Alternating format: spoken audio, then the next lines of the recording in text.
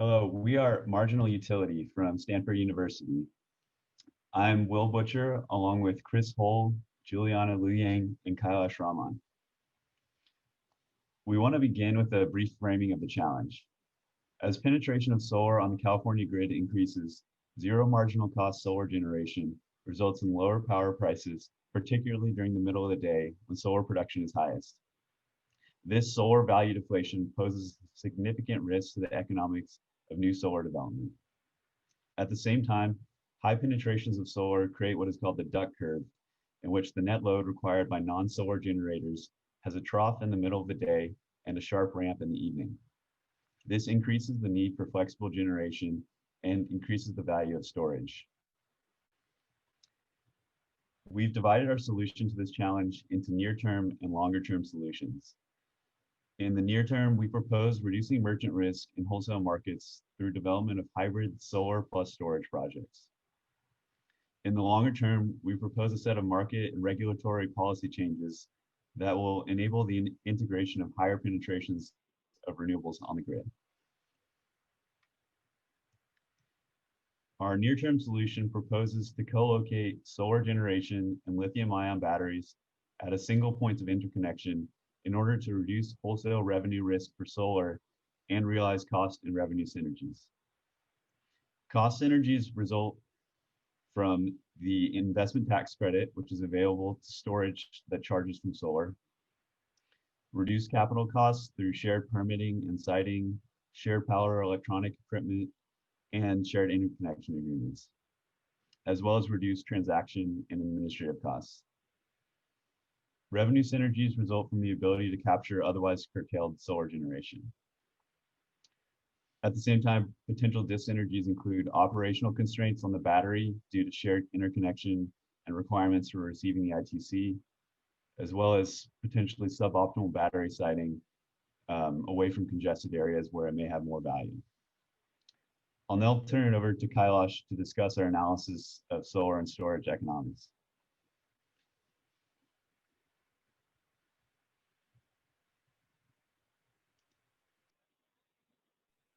Thanks, Will.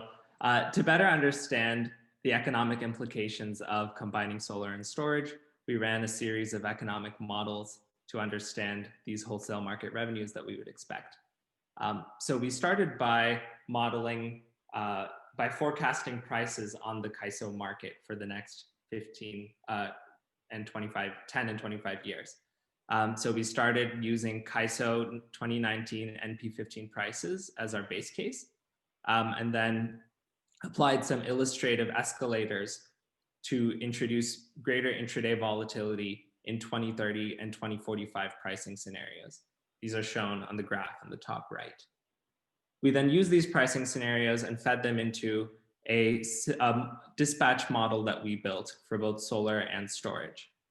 In the case of storage, this dispatch model had to co-optimize between dispatch into energy markets and ancillary services markets. And this resulted in the system storage dispatch seen on the graph in the bottom right. We then plugged these revenue estimations as well as cost assumptions into a cash flow model to understand overall project returns. What we found was that storage ultimately serves as an effective tool for mitigating risk in solar energy projects. The graph on the left shows the value stack estimated for solar and storage over the next 25 years. We can see that as solar revenues are on the left and storage revenues are on the right, we can see the solar revenues declining over time due to a collapse in energy prices with the saturation of the market with solar. However, we see that storage revenues remain relatively flat throughout this time period and are especially driven by a growth in energy revenues despite a decrease in ancillary services revenues. Thus, storage serves as an effective barrier against the expected collapse of solar energy revenues. This is reflected in the project IRRs, with solar alone having an IRR of 2.5%, but when co-located with storage, having an IRR of 10.6%. And this is due to both the combination of revenue increased revenue from storage addition, as well as the cost synergies from co-location. Thanks, Marginal utility team. Time is up. Let's start Q&A session. Now, time is yours, Caleb. Great, thank you. Yeah, maybe just picking off on your economics. So I'm looking at the slide. It shows that the IRR from storage to a co-located storage goes down. Did you look at any metrics that kind of show the change in risk or volatility in revenue, looking at solar standalone, storage standalone, or kind of the co-located co-located solution you're proposing? Yeah, you're absolutely right that despite the decrease in returns that we might see from co-location, we would also expect a decrease in overall project risk. And we didn't forecast a variety of upside and downside pricing scenarios. However, there is volatility in these. There is certainly a merchant risk in these storage revenues that we have estimated. And so kind of having a baseline of solar revenues would be expected to serve as a barrier against some of that risk. And Gotcha. And maybe just going into that a little bit, yeah, you understood you couldn't model it, but maybe just talk briefly on what sort of synergies would you expect across the hybrid solar plus storage to kind of offset different parts of the overall hybrid revenue stack from a risk standpoint? one of the ways we qualitatively thought about this was storage benefits from increased volatility, while solar revenue is somewhat positively correlated with the increased volatility that's caused by added penetration of solar. So those two factors kind of balance out when you combine solar plus storage. Yeah, and for thank you. Oh, sorry. Just one example is like if demand response ends up being implemented on a mass scale, and we see some of the volatility in the market decrease, we would actually see solar revenues perhaps go up during the day, and storage revenues from energy arbitrage may decrease. Got it. And very briefly on kind of the modeling front, talk briefly to kind of the internal model that you kind of built to look at this, and just what that model did. Yeah, certainly. Oops.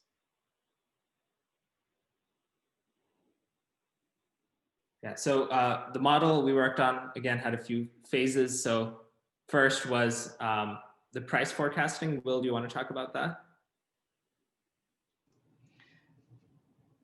Yeah, so the prices were meant to illustrate as solar penetration increases, overall around the clock average prices will decrease while volatility will increase. So from 2020 to 2045, we're showing a 30% decrease in average around the clock prices, and I think a 40% increase in the standard deviation. Got it. Okay. And then maybe just to wrap up, could you go over your proposed long-term solution for policies? Yes. Chris, you want to take it away? Yeah, we proposed that Macquarie focuses on pushing incentives for storage legislation that would permit interstate transmission and incentives for demand response. And in terms of rank ordering these based on the effectiveness of the policy for de-risking merchant renewable operations, plus kind of feasibility of getting it implemented, we'd put demand response first, storage second, and interstate transmission third.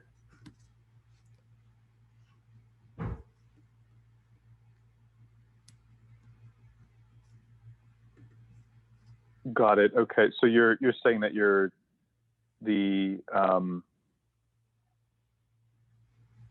the policy that you're recommending the most is demand response, having more demand response.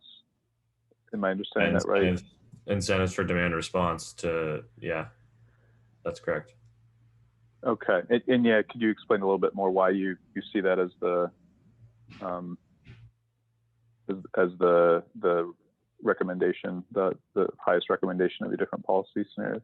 Yeah, a large part of that is the policy challenge column. As you see, like, we viewed that as probably one of the more high impact for. So like, if we were thinking about like, what is Macquarie lobbying for, we felt that. Thanks, Marginal UTT team.